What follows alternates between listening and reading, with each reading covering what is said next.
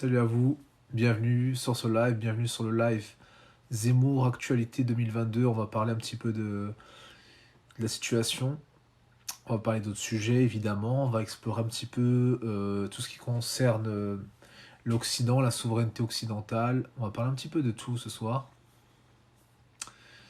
Dans la continuité pardon, du live de ce matin, ou plutôt de ce midi.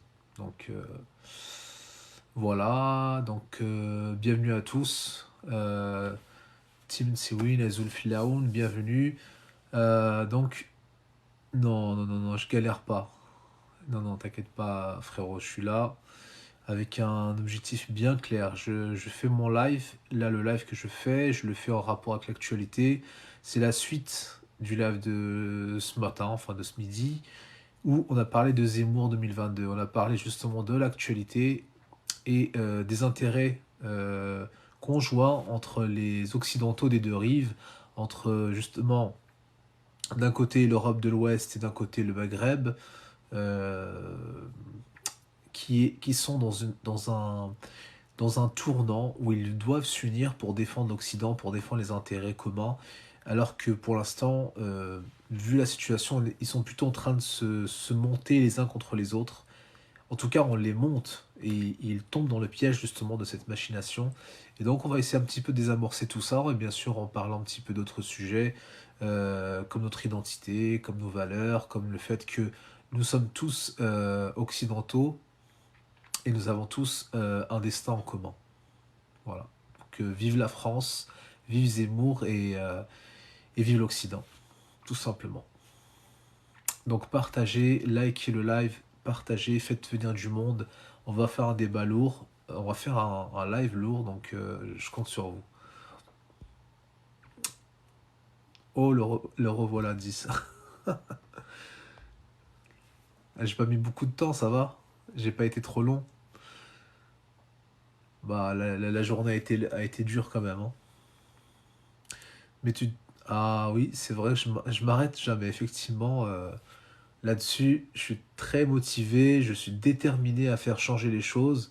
Et autant Maroc Atlantis, ça a toujours été mon combat. Mon combat pour l'identité occidentale, pour l'identité maghrébine, pour défendre justement l'âme du Maghreb et de l'Occident en général, mon amour de la France royaliste, de son identité millénaire et bien sûr le fait que on est tous liés à travers la culture romaine. Donc voilà, j'espère vous transmettre une bonne énergie et que vous, dans votre élan, vous aussi, vous apportez des bonnes choses. Donc j'échange avec vous, donc je suis là ce soir pour échanger de façon bienséante, comme d'habitude d'ailleurs, et en espérant avoir votre touche, votre French touch, voilà. Euh, Kaz- oh là. Salut à toi, Casanova Rituals. Bien la coupe, merci à toi. De toute façon, c'est là en ce moment, c'est comme ça. Tu es journaliste? Non, je ne suis pas journaliste, mais je suis indépendant et je fais beaucoup de recherches sur l'identité maghrébine, sur l'Atlantide et tout ce qui touche à l'Occident depuis l'Antiquité et même au-delà d'ailleurs. Faut, faut vraiment qu'on aille chez l'opticien en urgence. Ouais, ça c'est vrai. Alors, qu'as-tu découvert? Oh, beaucoup de choses. Beaucoup de choses. Faudrait vraiment étendre le sujet. L'intégration en France, en fait, normalement, c'est quelque chose d'assez naturel. Les gens viennent pour travailler, ils viennent pour faire carrière, ils ne viennent pas en France pour détruire la société. Donc, ça, c'est quelque chose d'assez évident. J'étais au bled il y a quelque temps, il ne me parlait que d'argent et de femmes. Bah oui, parce qu'il y a deux choses qu'il faut comprendre au Maghreb, c'est que l'économie, elle n'existe pas, elle est factice, c'est une économie qui est, comment dirais-je, qui dépend beaucoup des produits étrangers, il y a très peu de produits locaux, vraiment locaux, et il n'y a pas ce goût du respect de l'artisanat local, etc. Rien n'est valorisé au bled, hein. C'est navrant. Et du coup, bah, c'est pour ça qu'il y a autant de problèmes d'argent. C'est pas qu'il n'y a pas d'argent, mais l'argent est mal réparti. Et il y a le fait, il y a le fait aussi qu'il y a la ségrégation sexuelle. C'est-à-dire qu'en France, on n'a pas ça. En France, tu vas, tu fais tes études, tu rencontres une jeunette comme toi, etc. Vous sortez ensemble ou pas d'ailleurs, mais en tous les cas, voilà, tu rencontres des personnes de notre sexe. Souvent, vous avez des relations où vous vous mariez plus tard ou pas. Mais il y a des choses qui se passent entre l'homme et la femme. Chez nous, non.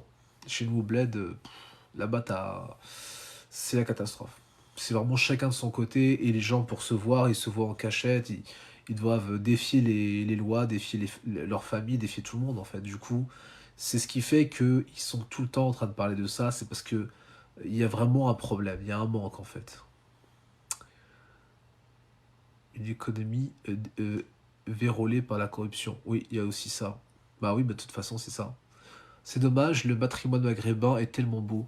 Oui, il est tellement beau, mais il est surtout lié à l'Occident, il est lié à l'histoire de l'Europe, et malheureusement, bah, on passe à côté, en disant que c'est un patrimoine arabe, alors qu'il n'y a rien d'arabe au Maghreb, hein, à part peut-être les vêtements religieux, et encore.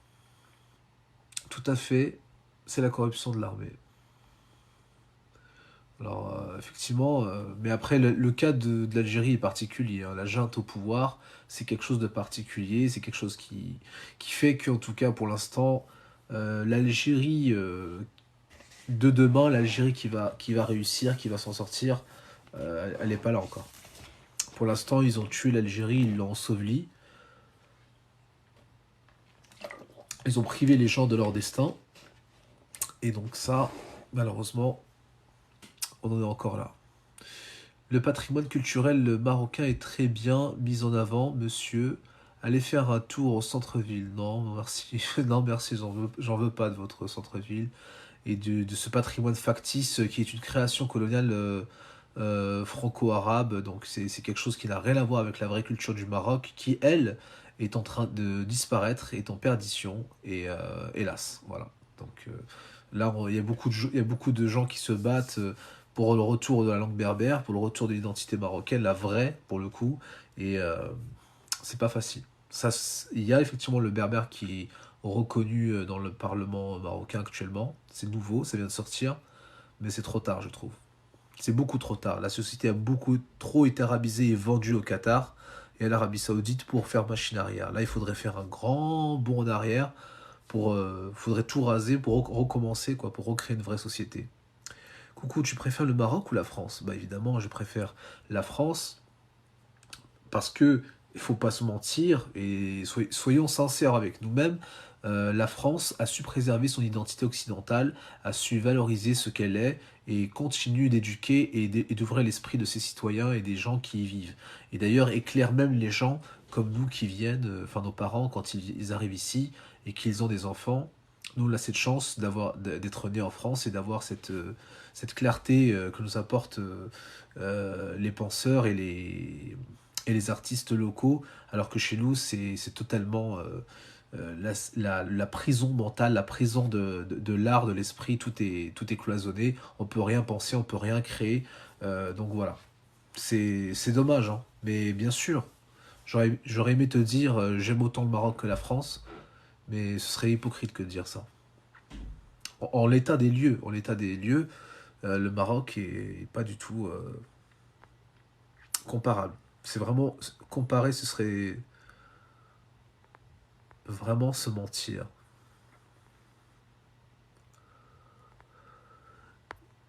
Il faut que l'Algérie fasse comme le Maroc et s'ouvre avec Israël. Oui, mais surtout, il faut que l'Algérie se mette à l'agriculture. J'ai failli dire une insulte, mais vous voyez ce que je veux dire. C'est insupportable, quoi. L'Algérie, c'est un trésor, c'est quelque chose de magnifique. Mais en tous les cas, enfin, bon, moi, je considère que c'est un pays qui, voilà, bon. Je vais pas dire ce que je pense, mais j'en pense pas moi et je pense que vous savez de quoi je parle. Euh, je, je parle sur le génie français au marocain. Le génie français, bah écoute, le génie marocain aussi existe, hein, il y a des talents, mais est-ce qu'on les écoute? Est-ce qu'on leur donne le financement? Est-ce que les créateurs, ceux qui inventent des voitures au Maroc, on leur donne le financement? Est-ce que l'État est derrière eux? Hélas, non. Hélas, non. Ils sont même assassinés pour pas citer l'un d'entre eux qui était un génie. Donc, la plupart des gens qui font quelque chose au Maghreb et qui essaient de sortir les gens des ténèbres et de la dépendance économique, on les assassine ou on les fait taire ou on les exile, tout simplement. Donc, c'est normal que, voilà, la situation actuelle a été voulue. Qu'est-ce qui se passe au Maroc? Non, bah pour l'instant, tout va bien. Il y a de la pluie d'ailleurs, c'est très bien. Le désert recule. La Dalija est la preuve de la marocanisation de la langue arabe. Oui, c'est un avis, c'est un avis, mais c'est pas le mien. Tu grignotes, tu grignotes jamais? Bah en fait, j'évite parce que j'ai déjà un peu de surpoids, pour pas dire beaucoup, hein, donc faut que je me fasse à cette condition de manger que 2 repas par jour. Parce que déjà dans la culture berbère, dans la culture de nos ancêtres, on ne mangeait pas 3 repas, on mangeait deux. Il n'y a pas le mot petit déjeuner chez nous. Nous, c'est déjeuner, dîner. Imkli, imtsi. Voilà, tout simplement. Donc nos ancêtres avaient 2 repas, donc j'essaie de m'adapter à cette règle. Maintenant, je pense que le jeûne intermittent, tout ça, c'est quelque chose de sympa aussi. C'est triste, un pays riche en gaz, pétrole, où on voit une jeunesse qui traverse la mer. Bah oui, bah c'est toute l'histoire du Maghreb, et là, malheureusement. Alors, les vrais berbères perdent leur existence, ils quittent les villages pour trouver la ville. Bah, c'est normal, c'est parce qu'il n'y a pas de perspective économique. La perspective économique, elle est dans les villes. Dans les villages, on leur explique qu'ils sont bons qu'à nourrir les bêtes et qu'il n'y a rien d'autre à faire, à part de l'élevage, d'ailleurs du surélevage, puisque ça détruit totalement les pâturages. Donc, bon, bref. Parce que c'est de la monoculture, hein. Ils n'élèvent pas plusieurs animaux, ils élèvent qu'un type d'animaux, les moutons. Vous devinez pourquoi? C'est une catastrophe d'un point de vue économique et écologique. Mais il y a des gens, je pense, qu'avec le temps, comme nous, Maroc Atlantis et d'autres, qui vont commencer à créer des initiatives pour soutenir un artisanat dans les villages reculés, et ça va favoriser un essor économique rural et leur donner la capacité de rester dans leur village et d'en vivre. Maintenant, pour cela, il faudrait aussi créer un tourisme local, mais c'est très compliqué. C'est très compliqué à mettre en place. L'Algérie a un potentiel, d'accord, oui, ça, Algérie, Russie, Chine, on est ensemble. La France va aider l'Algérie. En fait, il ne faut pas compter sur les aides de la France ni de quiconque, il faut laisser la France. La France a déjà ses propres problèmes, il faut que l'Algérie développe ce qu'elle a développé. Tu fais partie de l'Union des chrétiens nord-africains? Non. Non, mais je les respecte et je comprends leur combat et leur volonté d'exister. Ils ont raison de se battre pour leur foi. Et je soutiens notamment les catholiques. Les catholiques maghrébins, ça c'est quelque chose qui me tient à cœur. Civilisateur de shit, vous vivez avec ça? Cultivateur, pardon, excuse-moi, j'ai pas bien lu le cultivateur de shit. Mais bon, en tous les cas, cultivateur, franchement, je pense pas. Pourquoi cultivateur de l'Algérie, ils ont une capacité agricole énorme. Je vois pas pourquoi ils seraient tentés d'aller vers ça. Ils ont d'autres choses à exploiter, bien avant d'en arriver là. Bon les amis, alors donc ce soir on va faire ce débat, on va discuter, on va faire ce live tous ensemble pour parler de Zemmour, donc de la candidature de Zemmour. Là, ce qui s'est passé à Marseille récemment, donc là je suis, je suis abasourdi, le fait qu'on accuse Zemmour d'avoir fait un doigt d'honneur à une dame innocente, pardi, à Marseille, suite à une altercation. Bon, j'ai pas vu la vidéo, mais je sais que voilà, Zemmour est accusé d'avoir fait un doigt d'honneur. Euh, bon, j'ai vu vite fait la photo. Je pense que Jean Messia veut pas que tu lui voles la vedette. Il pirate ta... Ouais, sûrement, ouais. Ils veulent pas, ils ont déjà c'est les Égyptiens en fait. Les Égyptiens ont infiltré la droite française, ils veulent pas que qu'un Marocain l'infiltre. Enfin, un Franco-Marocain. Je comprends, je comprends. Mais dites-moi sincèrement, est-ce que ça fonctionne ou est-ce que ça vraiment c'est... Je pense que vous allez me dire ça bug, c'est ça? En tout cas, bonsoir à vous, bienvenue sur le live, bienvenue sur ce live Zemmour 2022, Zose, Vive la France, et surtout ce débat autour de l'identité occidentale, les intérêts communs jumelés, Maroc, France, Algérie, euh, Occident en général, des deux rives de la Méditerranée, tous ensemble, quel est notre intérêt, quelles sont nos jointures civilisationnelles, tout ça. On va en parler ce soir. Les amis, donc je vous disais tout à l'heure que Zemmour a été accusé de façon fallacieuse d'avoir... D'accord, j'avais vu. C'est bon là? On est bon ou pas? Donc, je disais, Zemmour a été accusé, bon, on voit la photo où il fait un doigt d'honneur, etc. à une dame, donc on dit qu'il a flingué sa présidentiabilité, je sais pas si ça n'existe pas comme mot, mais bon, je le dis quand même. Du coup, ça met en danger sa chance d'accéder à la fonction de président. Et donc, du coup, le truc, c'est que moi, je vois la photo, franchement, je vois pas en quoi il fait un doigt d'honneur. En fait, il fait juste un geste de la main comme ça, et son doigt revient un peu comme ça vers le haut pour qu'il redresse sa main comme ça. Mais ils ont fait un arrêt sur image sur le moment où son doigt remonte, ce qui donne l'impression comment dire, qu'il fait un doigt. Mais en fait, personne ne fait un doigt comme ça. Vous avez déjà vu quelqu'un vous faire un doigt comme ça? Un doigt, c'est comme ça. Là, c'est un doigt. Lui, il a juste fait ça. On voit juste ses doigts qui sont pas totalement rentrés. Le majeur reste un peu en avant.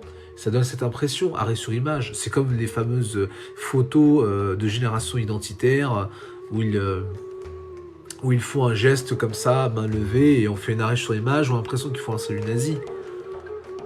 Voilà, c'est du même niveau. C'est du même niveau.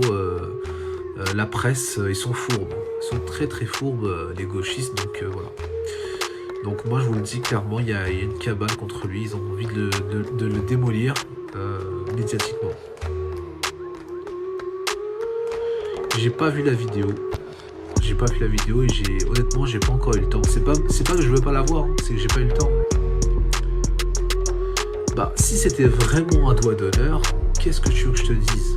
Il y a des présidents, Chirac il a foutu une claque à un môme, Bayrou pareil, d'ailleurs Chirac il a même fait pire que ça, enfin bref, chaque président a fait un truc. C'est pas pour autant qu'il n'était plus président ou pas élu ou exclu de la vie politique pour si peu. Je veux dire à un moment donné, président ou pas,